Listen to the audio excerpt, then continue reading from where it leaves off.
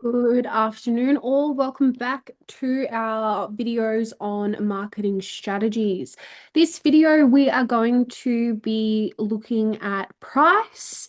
Let's get started. So, in our last two videos, we have covered market segmentation, differentiation, and positioning.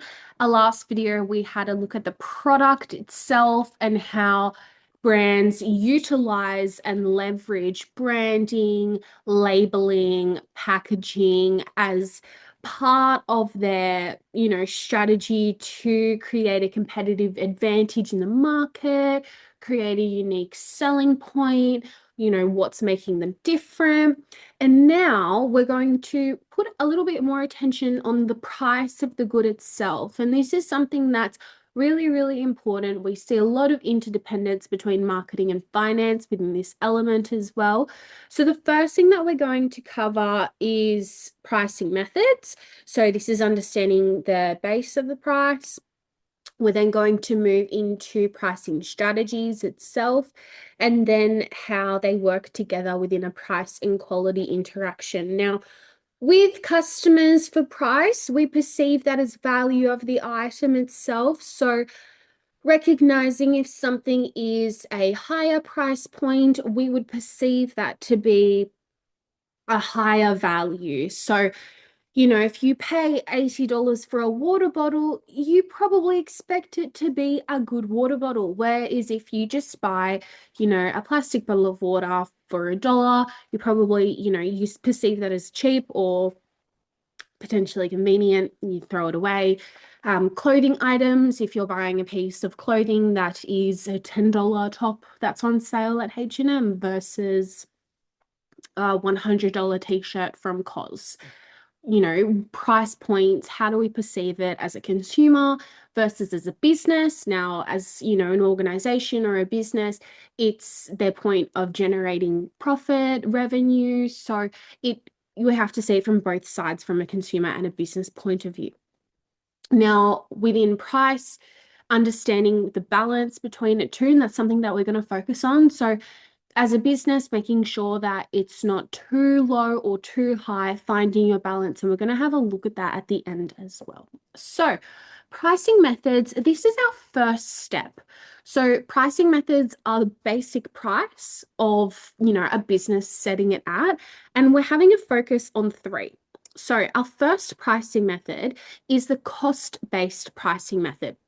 This is a relatively easier one for a business itself. So recognizing the cost of how much it is for the product itself, and then adding a markup. So how much does the cost of the good make plus the percentage of markup and then your cost itself. Now, this can be difficult to determine for an organization or a business too, because you might not understand fully like the costs, after. So for example, like any promotions or anything like that. So it doesn't really take into account those other factors. So it's finding the balance of markup, which can be quite difficult as well.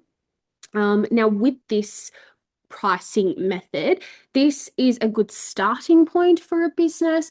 So if they are establishing themselves in a market, it will guarantee profit and revenue, like because they are covering their cost of production.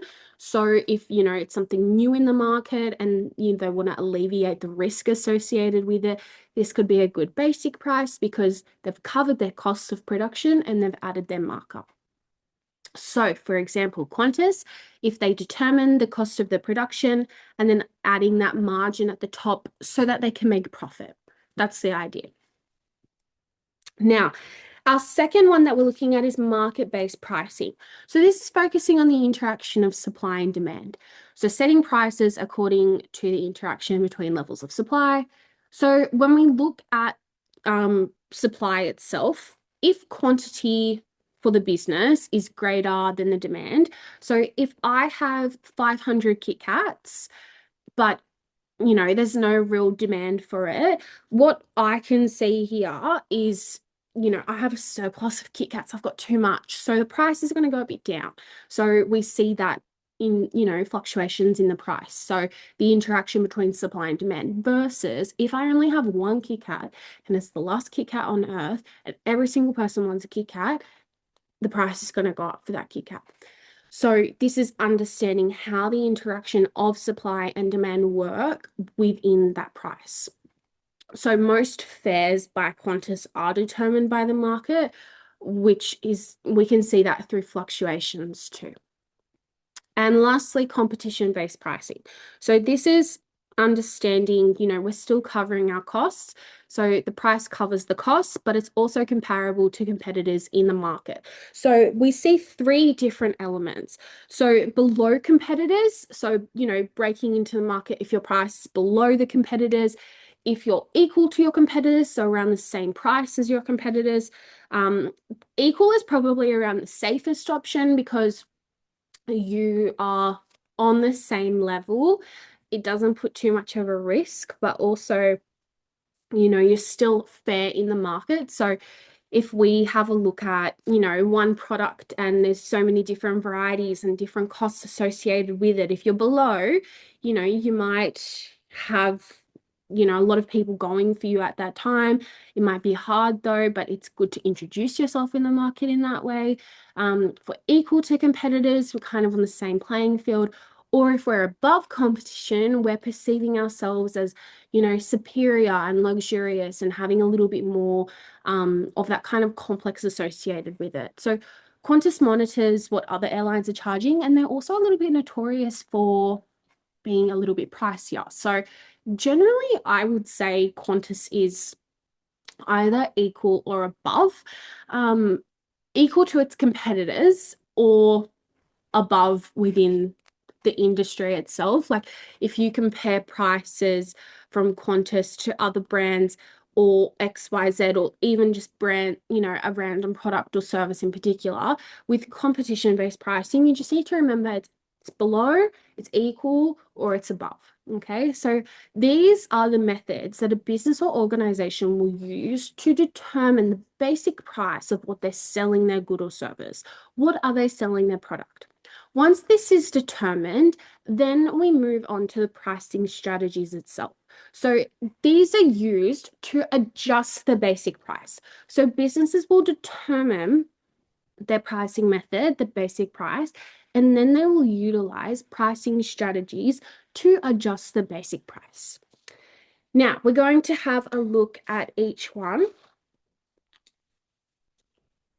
So once the basic price has been set, the business can fine tune it, then modify it that aligns with the strategy itself.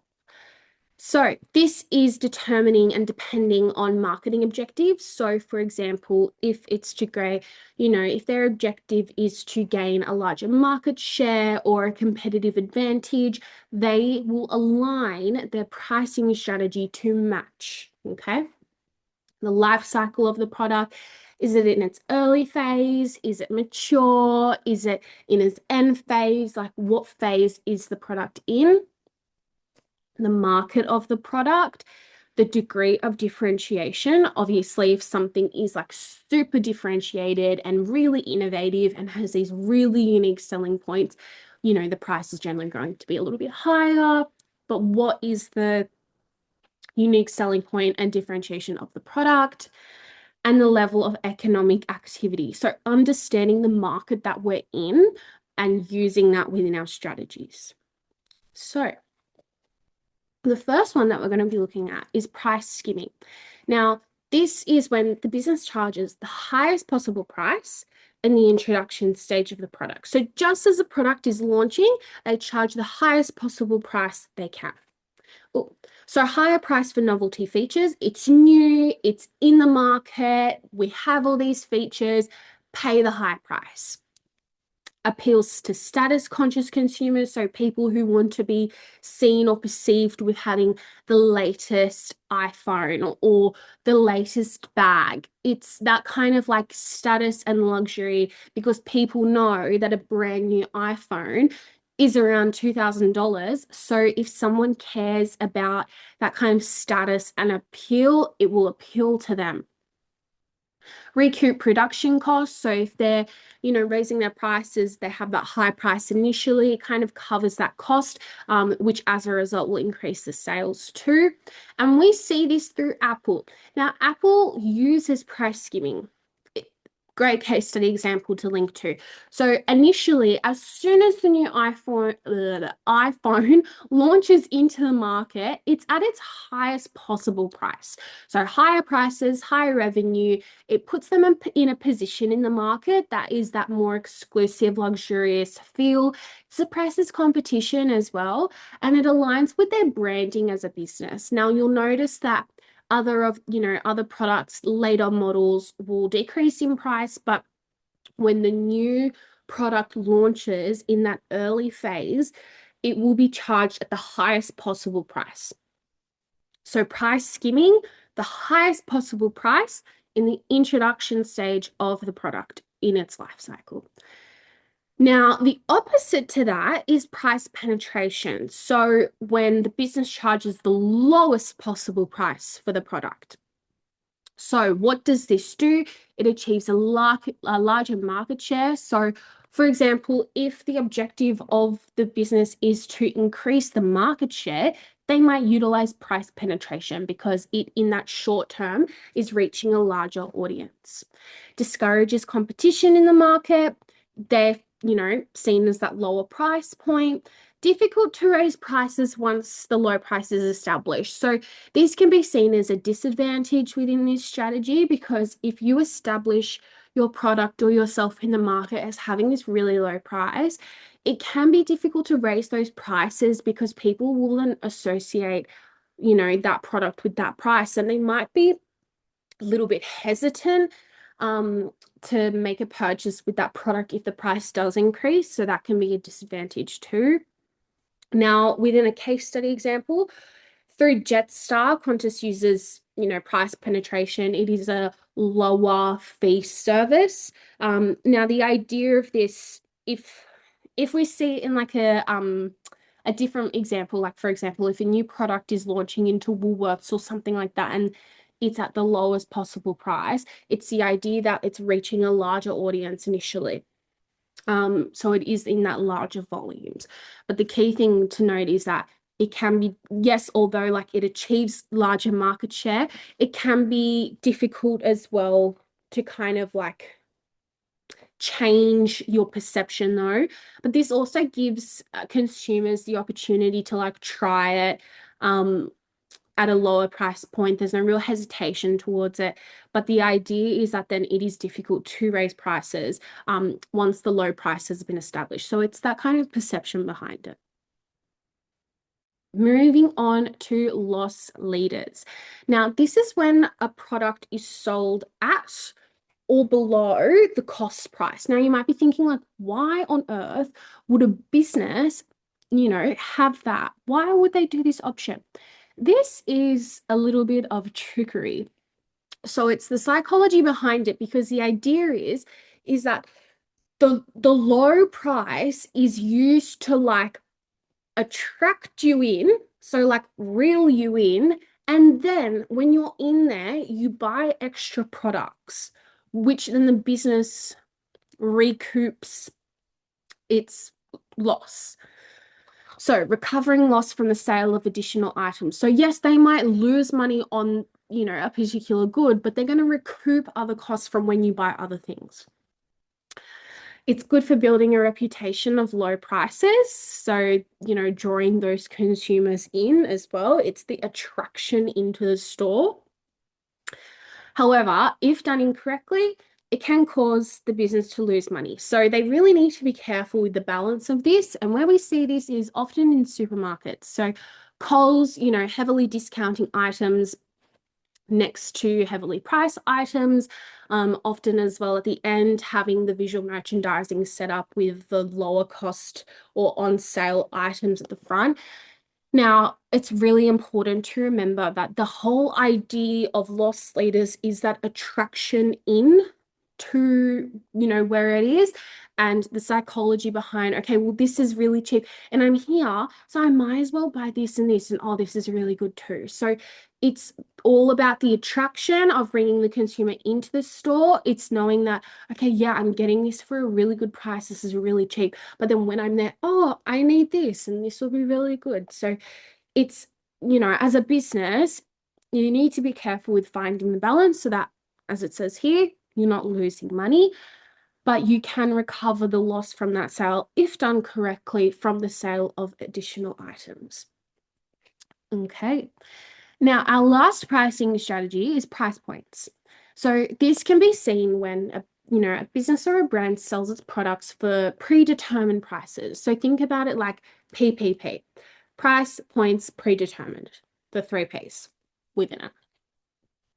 So it's easier for consumers to find the type of product they need because it's at that predetermined price point level.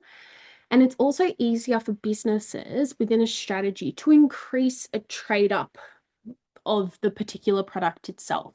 Now, in the Atomi video, it speaks about an example of bookstores, which I think is a really good example of, for example, like a soft, cover book versus a hardcover book. Generally, your price point for the softer cover will be cheaper. So trade up to the hardcover is more expensive, the value there. Another way that we see this is through Pandora. So having like low to mid-range prices and then your premium ranges. So predetermined, so maybe like rings around like $80 or $90, and then having your more premium at like 150. So you go in and you're like, oh, I have $100, and then they're able to show you like a range. It's predetermined set, but then if you want to trade up, there's that option there too. So within price points, it's predetermined prices set from the business itself. So for a consumer, it's easier to find the type of product that you need or that you're looking for. And for the business, it's encouraging to trade up, getting more value, or making more profit and generating more sales too.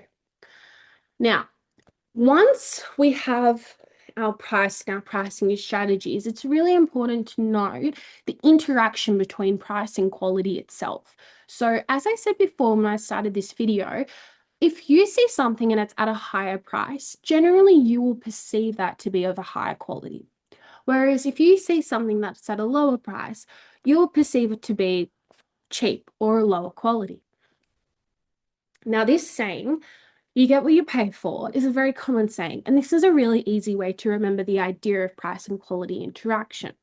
So prestige or premium pricing is a pricing strategy where a high price is charged for the product.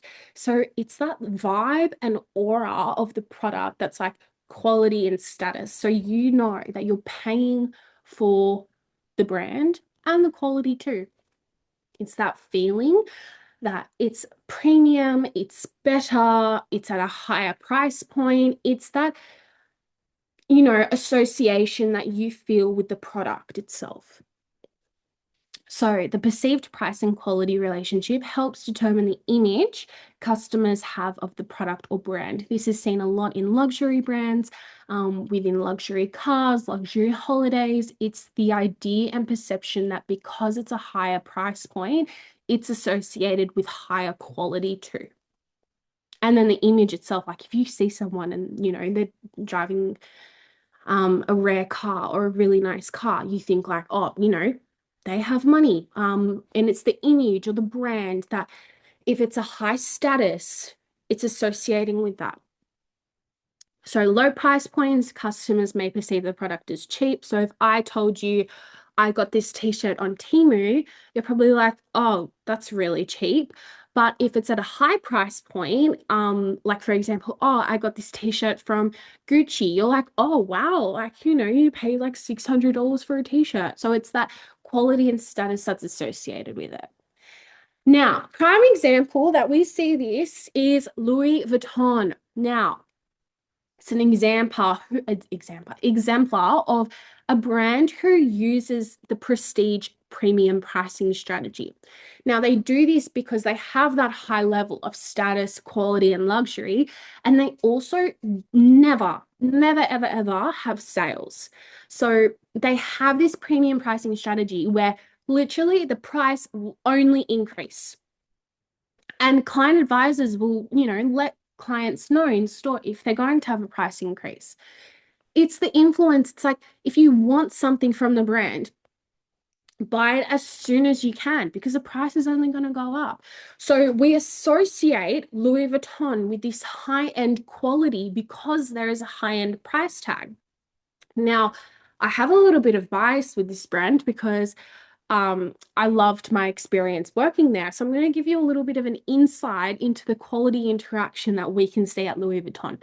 So Louis Vuitton will offer immersive experiences. They're at a higher premium luxury category compared to other brands. So we have kind of like, different events that are happening at a higher, it's that elevated luxury. So we had a VR experience one time in store. We offer exotic materials for its products. So if I told you that that vest was mink and it was about $30,000, your jaw will probably drop. But it's the association with price and quality. $30,000 for a vest? Wow. But quality, you're getting an exotic material. It's mink. It's an atelier, handmade. Like you have that price and quality interaction that you hear $30,000, you expect a high quality associated with it, which you do get.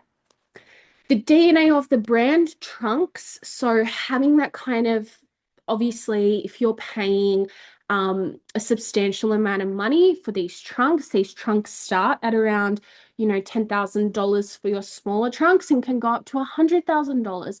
The price isn't associated with the quality that you get from that item. We have apartment areas in the store. So if you're spending quite a lot of money and time and you're buying leather goods and apparel, like, ready to wear and shoes and jewelry, and you have that interaction with the price, you're then going to have a service that's provided at the same level too. So if you're spending 5 hours in the store and you're purchasing different products and you have that experience, you want a quality interaction within that sale. So there's that offers as well. High-end collaboration. So this was the YK collaboration. Now, the higher price point, it's a high-end collaboration. We associate it with a quality as well. Personalization, if you're paying quite a lot of money for a trunk, having that offered to you, it's the quality associated with it, the customer service. Visual merchandising in the store. If you see in the store, big extravagant florals, it feels special, it's luxurious, there's quality in the store, and it is exclusive as well. Now, that covers our price that we're looking at today. So starting when we kick it off, let's go to the very beginning.